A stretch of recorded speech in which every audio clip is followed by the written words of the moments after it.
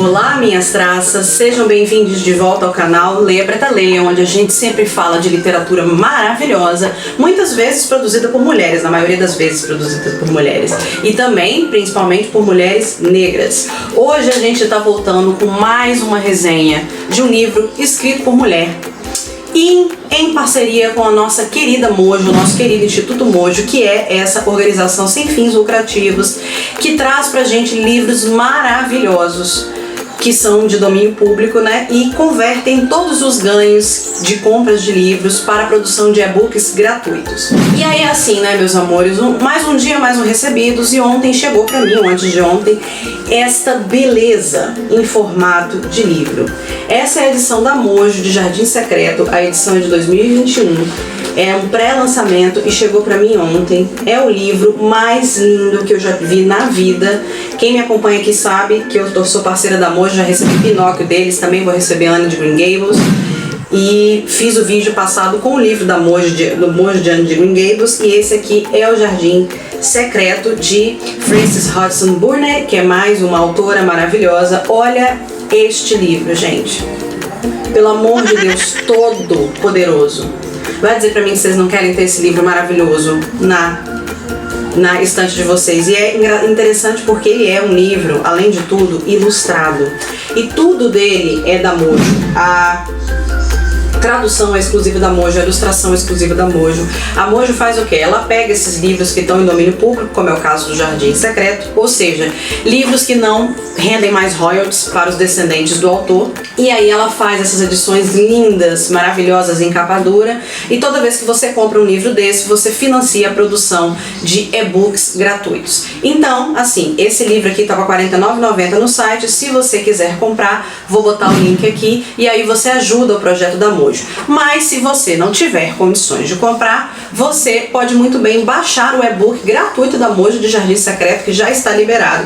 Também vai estar linkado aqui. E a Mojo, ela disponibiliza formatos para Kindle, para outros leitores digitais em EPUB, e também disponibiliza um e-book em PDF. Então, se você não puder comprar, embora eu acho que você devia, mas às vezes a gente não pode, né? Você pode adquirir o e-book gratuito.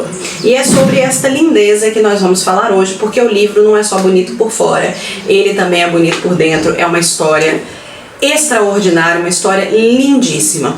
Então acompanhe esse vídeo, aproveita, já se inscreve no canal dando aquele suporte para o projeto do Leia Preta Leia, e também dá o seu joinha, né, o seu amor em formato de like. E também, menina, não esquece de teclar no sininho de notificação que fica aqui embaixo para você receber avisos, né, maravilhosos de quando vídeos novos estão saindo, se bem que todo mundo que segue sabe que esses vídeos saem sempre às segundas-feiras. Então vamos ao vídeo.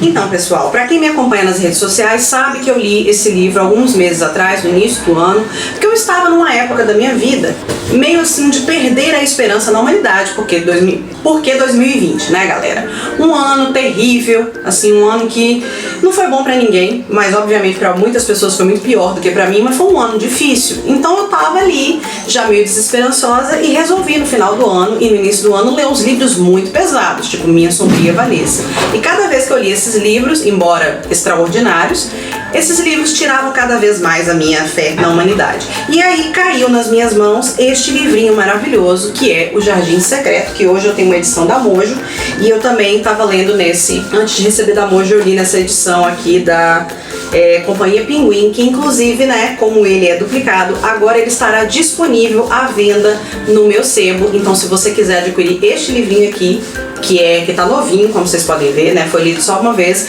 eu vou colocar o link para o meu Instagram do meu sebo e você pode ir lá adquirir. Ele tá até marcado com esse marcador de página lindo, né, que é da Brazucat, que é um marcador 3D, tá vendo? Vem a borboletinha. Recebi esses dias pelo correio. Botei pra marcar aqui. E aí, esse livro, ele é uma história tão linda, mas tão linda, tão maravilhosa, tão conectada com a questão da natureza, tão profunda, tão poética, que ele voltou, né, a me deixar ter um pouco de fé na humanidade. Esse livro foi escrito pela Frances Hodgson Burney, essa mulherzinha aqui, ó, que tá do meu lado, e ela é uma autora inglesa que nasceu em Manchester, na Inglaterra, e aí ela nasceu em 1849, mas quando ela estava em 1865, o pai dela faleceu, e aí a família dela toda mudou para uma comunidade rural no Tennessee, nos Estados Unidos. E nesse momento a família enfrentou diversas dificuldades, porque a gente sabe que naquela época o pai, né, ele era o provedor da família, então com a morte do pai, eles sofreram várias dificuldades, mas ela sempre teve um condão para a literatura. Então aos 16 anos ela já se tornou conhecida, porque foi na época que foi publicado seu primeiro conto no jornal. E ela começou a publicar vários contos, tanto que quando ela tinha 22 anos, ela já tinha conseguido juntar uma grana boa vendendo seus livros e conseguiu retornar para a Inglaterra. E aí, de 1887, que foi quando ela voltou para a Inglaterra, até o ano de sua morte, né? Ela faleceu em 1924, né? Ela manteve 2 casas, uma nos Estados Unidos e uma na Inglaterra. A Frances, ela foi casada 2 vezes e os 2 casamentos terminaram em divórcio. Ela foi casada com um médico e também foi casada com um ator, né? Que é o cara chamado Stephen Townsend. Ela foi casada com esse cara de 1900 a 1902. Os 2 casamentos terminaram em divórcio, mas ela ficou muito famosa porque ela escrevia muitos livros, romances leves para adultos. Mas, na verdade, ela ficou muito mais conhecida na história por escrever essas histórias lindas. E uma das mais famosas é O Jardim Secreto, que inclusive virou filme, e também A Princesinha, Little Princess. Você que, como eu, era fã de Sessão da Tarde, vai lembrar dessa história maravilhosa, que inclusive eu também tenho a Princesinha, e dependendo de como for, eu posso resenhar aqui também. E aí, galera, por que o Jardim Secreto é um livro tão lindo? Primeiro, porque ele tem uma relação muito grande com a natureza e com as coisas que crescem, né? A Frances fala muito no livro sobre essa força, né, que pode ser Deus, pode ser a Mãe Terra, que faz as coisas crescerem, essa energia, e que essa energia circula nos nossos corpos e que conecta a gente com os outros seres vivos. Ou seja, a Frances já estava ali botando um pingo de ecofeminismo, sabe, no início do século XX. O Jardim Secreto é de 1911 e já estava colocando essas gotas, esses drops de ecofeminismo aí, dessa relação que a gente teria que ter com a Terra, que a gente teria que manter com a Terra. Então fala muito sobre as estações do ano, obviamente no hemisfério norte, onde eles sentem mais essa variação sazonal, mas fala muito dessa conexão que a gente deveria manter da natureza e como isso nos torna mais felizes e mais fortes, fisicamente fortes mesmo.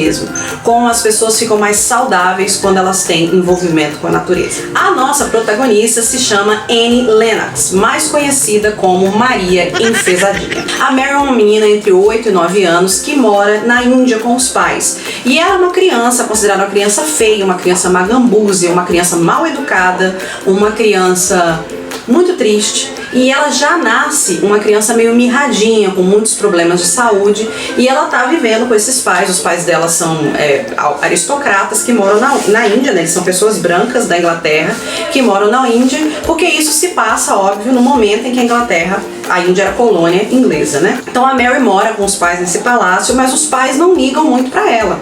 Ela é meio que criada sozinha com as empregadas são tratadas como escravas por ela, que meio que são escravas mesmo. Ela manda nas empregadas, ela tem tudo que ela quer atendido, as pessoas odeiam essa criança porque ela é uma criança insuportável e é uma criança que não recebe amor. E ela é uma criança mirrada, uma menina amarela, sabe? E ela tem uns modos assim muito arrogantes. Ela é arrogante, ela é muito cheia de si, ela é sarcástica, é uma criança que não gosta de ninguém. Ela mesma diz que ela não gosta de ninguém. Em determinado momento, no começo do nosso livro, existe uma epidemia de cólera e todo mundo acaba falecendo de cólera naquela comunidade onde ela vive, inclusive os pais. E o pior de tudo é que, como a criança ninguém gosta, todo mundo esquece da menina. A menina fica fechada dentro do quarto, ela passa a maior parte do tempo no quarto e em determinado momento, uma polícia, vai na casa para ver se tem algum sobrevivente e encontram a Mary lá, junto com uma cobra. É a Mary e uma cobra, é a única coisa que eles encontram na casa.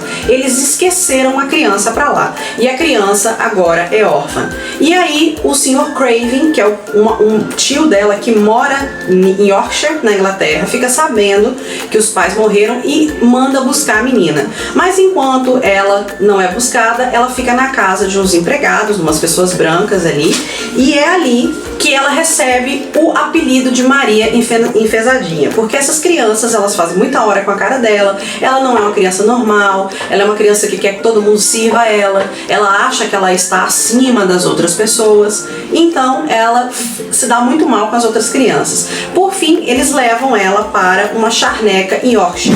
O Sr. Crave manda a governanta buscar a Mary, e a Mary é uma criança que tem uns modos assim muito arrogantes, mas ela é muito educada, mas educada no sentido, né, polida, de saber as etiquetas, mas é uma criança que, sem brincadeira, ela não sabe se vestir sozinha, porque até as empregadas vestiam ela e davam um banho nela, ela não sabe fazer nada sozinha. Então ela chega na casa do Sr. Crave, que fica numa charneca em Yorkshire, e eles estão aí entre outono e inverno, então a charneca tá um lugar muito feio, um lugar assim, frio, sem nenhuma vida, e isso vai muito refletir o espírito da Mary Lennox. E a questão é que o tio dela, o Sr. Crave, também é um homem muito triste, muito macambúzio. Ele perdeu a esposa pouco tempo depois de se casar e ele se fechou em copas, e ele passa a maior parte do tempo viajando e não fica em casa. E quando ele fica em casa, ele não gosta que ninguém, absolutamente ninguém, o incomode. Então ela chega para viver na charneca e ela sequer conhece esse tio. O tio não recebe ela, não quer falar com ela. E aí, ali é que ela tem os primeiros choques de realidade, porque ela conhece a Marta. A Marta é uma empregada da casa, que trabalha para a governanta, e ela entende que a Marta vai ser a aia dela, porque ela está acostumada a ter aias. Mas a Marta não é empregada dela, não é babá dela. A Marta é uma empregada da casa.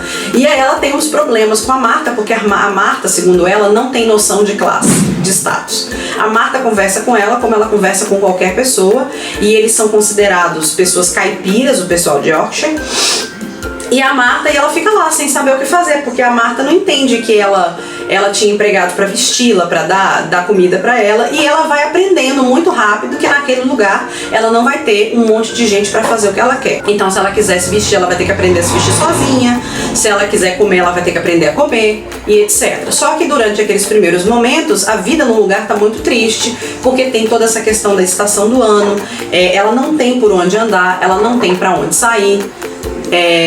Ela fica muito isolada dentro daquela casa onde não tem crianças. Mas a Marta, ela faz parte de uma família, de uma mulher muito amorosa, ela é filha de uma mulher muito amorosa, e ela tem 12 irmãos ou 11 irmãos. E é uma família pobre, mas uma família muito amorosa. E ela vai pra casa e conta pra mãe dela sobre essa criança, e a mãe tenta ajudá-la, porque ela sabe, ela fica com pena da menina, porque sabe que a menina não teve mãe. Não teve mãe oficialmente, né? Embora a mãe dela tenha morrido só quando ela tinha 9 anos.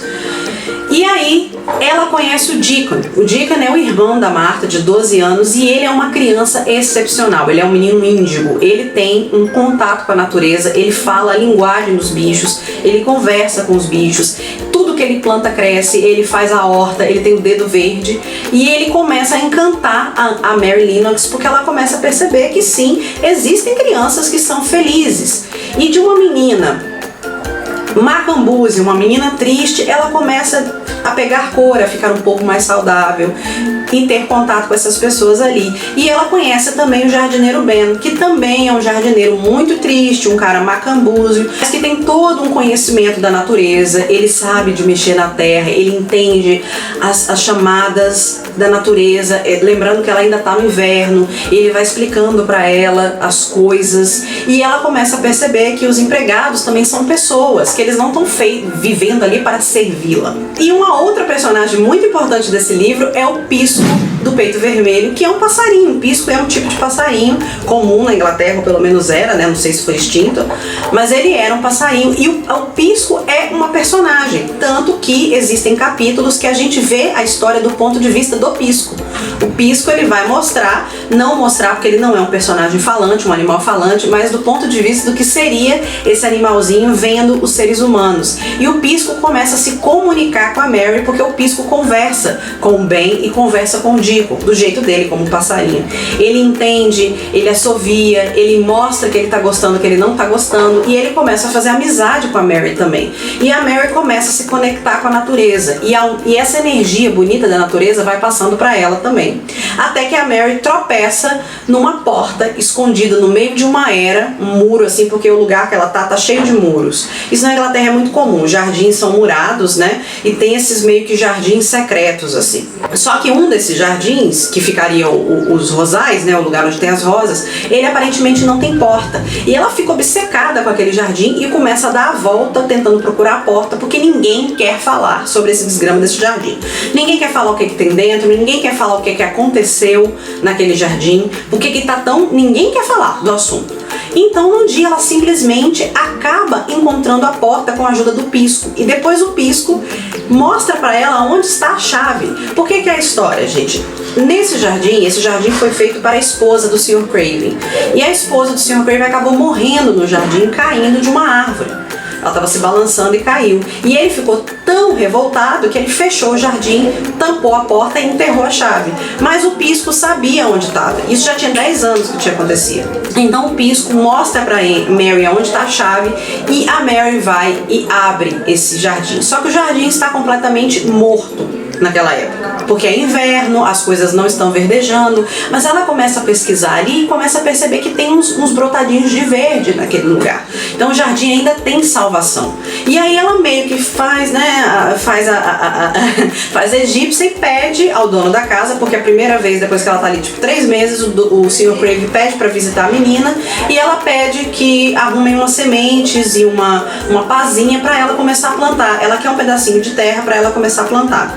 Só que o pedacinho de terra, na verdade, é o jardim. Então a Mary começa a mexer nesse jardim e fazer as coisas crescerem. E ela tem a ajuda do Deacon, obviamente, que é uma criança que tem essa magia verde nele, essa conexão com a natureza. E eles vão salvando o jardim ao mesmo tempo que a Mary vai se salvando. O jardim vai ficando levemente mais verde, energético. E essa energia vai entrando na Mary, que começa a engordar, que o cabelo começa a ficar mais forte, que não fica mais tão doente, até que por fim ela conhece Colin. O Colin é um menino que mora na casa, ela mora numa ala da casa, tem um Colin que é uma outra criança que mora, que é um menino que fica acamado, é uma criança doente. E esse menino, ele tem toda a personalidade ruim da Mary. E a Mary começa a ver no Colin tudo que ela tem de ruim nela. Por que é tão difícil das pessoas gostarem dela? Ela começa a enxergar nesse menino todas aquelas características que ninguém gosta nas pessoas, muito menos em crianças, né? E aí ela tenta também ajudar o Colin a se conectar com essa energia, porque o Colin nunca saiu do quarto dele, ele fica fechado naquele lugar. Ela tenta salvar, com a ajuda do Deacon, a energia do Colin, tentar reenergizar, e de um jeito ou de outro os três começam a ter uma ligação muito mágica com esse jardim. E o livro todo fala sobre essa magia que passa das plantas para os animais e chega na gente. Gente, isso é uma mensagem tão linda. Inclusive foi o Jardim Secreto que me abriu os meus olhos para essa minha necessidade de me reconectar. Já tinha muito tempo que eu tava nessa vibe de ter que me reconectar com a natureza, mas eu li a Anne e depois o Jardim Secreto e senti uma vontade de, sabe, pegar na terra. E aí esse ano eu comecei a mexer com horta, comecei a plantar. Várias coisas deram errado, já matei um monte de muda, já matei cacto, mas eu estou tentando, né, me forçar a plantar as coisas, a ter um contato maior com a natureza e fazer com que essa energia que vem das plantas e dos animais e dos minerais flua para dentro de mim, porque a gente vai realmente ficando mais saudável. As pessoas do campo, rurais, né, antes delas sofrerem a diáspora e serem obrigadas a ir para a cidade, elas tinham uma qualidade de vida muito superior às pessoas da cidade. A gente não percebe como a nossa desconexão com o mundo natural, que inclusive a gente faz parte desse mundo natural, mas quando a gente chega na cidade, na tecnologia, a gente começa a sentir que a gente não faz parte. E isso gera uma tensão muito grande, isso gera ansiedade, porque você fica desconectado do lugar onde você veio, que é a grande mãe, a mãe terra. Então esse livro tem essa mensagem de que a gente precisa se conectar com a mãe natureza para se reenergizar. E não é só uma conexão espiritual, meditar, não, é botar a mão na massa mesmo, é lidar com os animais, é lidar com a natureza, é lidar com um potinho de planta na sua casa, é botar os dedos na terra, é caminhar na areia, é tomar banho de mar. Tudo isso leva a gente de volta pro seio da nossa mãe e, melhor de tudo, faz a gente valorizar as coisas da natureza. Porque uma criança que lê um livro desse e se conecta com essa natureza e se conecta com tudo de bom que a Mãe Terra produz, essa criança vai ter muito menos chance de se tornar um adulto que polui, de se tornar um adulto que corta a árvore, de se tornar um adulto que faz mal aos animais. Essas pessoas, elas vão ter uma conexão muito mais forte com o ambiente natural. Então, eu acho que essa é a lição mais bonita que o Jardim Secreto passa, isso em 1911, né, gente? Mas eu acho que é também uma resposta da época onde o livro foi escrito, porque meados, né, na segunda metade do século XIX é quando a Inglaterra, os Estados Unidos, esses países passam pelo primeiro grande processo de industrialização deles, e as cidades começam a ficar muito sujas, a questão do progresso começa a aparecer, e existe sim um movimento, que é um movimento mais romântico, que tenta valorizar essa questão conservacionista, né, de você a proteger a natureza. Óbvio que aqui a gente está falando de um espaço de natureza cercado, pequeno, um pequeno ecossistema que inclusive é artificial porque ele foi plantado, mas isso aqui é uma centelha, gente, para um movimento ecológico que começa, sei lá, 70 anos, 50 anos depois de que o livro foi lançado, né? Mas é uma coisa muito bonita, assim, principalmente porque a nossa heroína é uma menina, então fala toda coisa dessa relação da gente com a natureza e como que uma criança negligenciada, esses livros todos mostram isso, como com a criança negligenciada, uma criança que não tem amor, uma criança que a família não cuida, pode se tornar um adulto muito ruim, um adulto muito triste. E aí, quando essa menina, a Mary e o Colin começam a ser amados, respeitados, eles desabrocham, assim como as flores do jardim onde eles cuidam. Então, gente, que livro, que mensagem. Eu muito recomendo para vocês lerem. Mais uma vez, se vocês quiserem adquirir este livrinho, eu acho que já saiu do pré-lançamento, mas estava R$ 49,90 da última vez que eu olhei. Vocês podem comprar no site da Mojo, que está aqui, e também podem baixar o e-book para vocês já irem adiantando a leitura, que está gratuito também, vou linkar aqui embaixo. E se vocês quiserem, né, também adquirir este outro livro e me darem aquela ajuda, né, porque eu estou sempre pedindo ajuda para o meu brechó, o meu sebo, a Toca, está vendendo este livro aqui. Ainda não sei por quanto, talvez uns R$15, acho que ele tá valendo, porque ele tá bem novinho, e vocês podem entrar no link aqui para o meu Instagram e adquirirem este livro maravilhoso. Ou então, escrevam aqui embaixo, me mandem DM no Instagram, que aí eu mando esse livro para vocês pelo sebo A Toca. E aí, gente, vocês estão gostando desta minha nova linha de resenhas de livros fofinhos? Vai vir vários livros por aí, vai vir Flores para Algernon, As Virgens Suicidas, Anne de Avonlea, Mulherzinhas, vários livros que eu acabei de ler e que eu vou resenhar, que são livros com mensagens mais bonitas do que os livros que eu vinha resenhando, né? Porque a gente precisa de um pouco de calma no meio desta maresia. Quero pedir para vocês que continuem lendo mulheres, continuem procurando livros clássicos e atuais, brasileiros e internacionais, de autoras para vocês escreverem. Eu tenho dezenas de resenhas aqui no meu canal de livros escritos por mulheres, brancas e pretas, indígenas, todas as etnias, e estou, como vocês sabem, com um projeto de fazer uma resenha por mês de um livro escrito por mulher negra, né, que é o nosso campanha Leia as Pretas, né, que eu vou fazer aqui, e o livro desse mês vai ser o Olhos d'Água, da Conceição Evaristo. Você pode encontrar esse e outros conteúdos no meu Instagram, @LeiaPretaLeia, que tem muito conteúdo. Eu sempre faço muito mais conteúdo por lá do que por aqui, na verdade. Também me siga, né, no meu Twitter em @preta_leia. E claro, eu esqueço sempre de falar aqui que nós voltamos a ter blog. Então, para saber mais informações, entrem no nosso blog em www.leiapretaleia.com.br/WP. A Bia, minha querida editora, vai colocar todas as informações e eu vou colocar aqui embaixo. Vá lá para vocês ficarem sabendo mais coisas, porque eu tô praticamente postando coisa quase todos os dias lá no blog. Então vamos ler também as coisas no nosso blog. Era isso que eu tinha para oferecer para vocês hoje. Espero que vocês tenham gostado desta resenha. Fico por aqui. Até a próxima segunda-feira. E você, sou eu de novo. Vim aqui para mostrar para você que você tem duas opções. Este livro, esse vídeo aqui e esse vídeo aqui. Escolha, são só duas escolhas. Esse aqui, que provavelmente é a melhor opção para você, e esse aqui que foi a nossa última resenha, Anne de Green Gables. Então, escolha só 50% de chance. Vai lá.